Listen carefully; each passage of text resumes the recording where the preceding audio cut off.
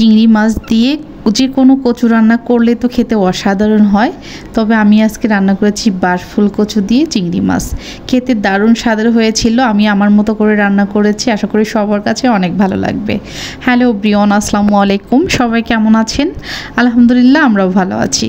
তো এই যে বাঁশফুল কচু, এটা বাঁশের মতো একদমই লম্বা, আবার গোড়াটায় দেখুন বাঁশের মতো কোড় জন্যই বোধহয় এটাকে বাঁশফুল কচু বলে আমার এলাকায়। তবে অনেক এলাকায় কিন্তু অনেক নামে এটা পরিচিত। কারো এলাকায় পানির কচু, কারো এলাকায় হচ্ছে বট কচু, যাই হোক অনেক এলাকায় অনেক নামেই পরিচিত। তবে আমরা কিন্তু এটাকে বাঁশফুল কচুই বলি।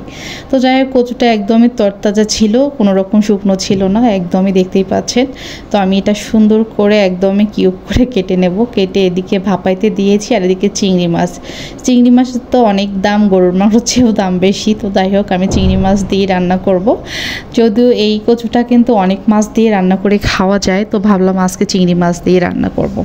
তো এদিকে কচুটা আমি ভাপিয়ে নিয়েছি, বলতে একটু হালকা সিদ্ধ হয়ে গেছে। আর এই ভাপিয়ে নেওয়ার কারণে কিন্তু কচুটা যদি চুলকায়, গলা চুলকায়, এটা কিন্তু ভাপিয়ে নেওয়ার কারণে আর চুলকাবে না।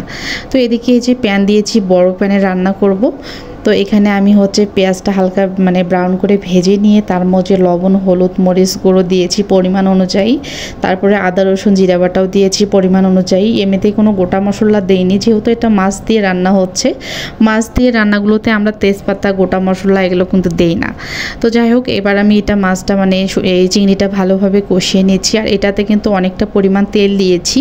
কচু রান্না করলে দেখবেন কচুতে কিন্তু কোনো রকম তেল দেখা যায় না। আলু বা যে কোনো সবজি রান্না করলে যেমন তরকারির উপরে একটা তেলের থাকে, তো এই কচু রান্না করলে দেখবেন যে তেল থাকে না। এই জন্য কচু রান্নাতে কিন্তু একটু বেশি তেল লাগে।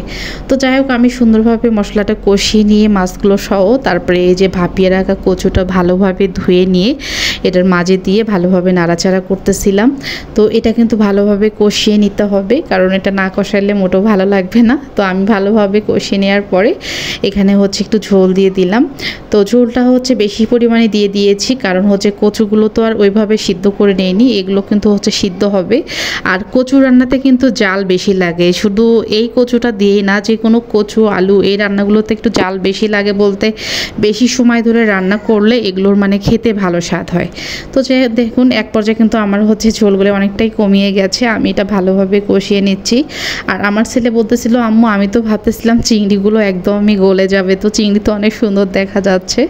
তো যাই হোক, আমি লাস্টে এখানে গরম মশলা দিয়ে নামিয়ে নিলাম। এটা কিন্তু হালকা মাখা রেখেছি। কেমন লাগলো আজকের আমার ছোট্ট বাঁশফুল কচু রান্না ভিডিওটি সবাই কমেন্ট করে জানাবেন। আর এইভাবে রান্না করে একদম খেয়ে দেখবেন, খেতে কিন্তু অসাধারণ লাগে। সবাই ভালো থাকেন, আল্লাহ হাফেজ।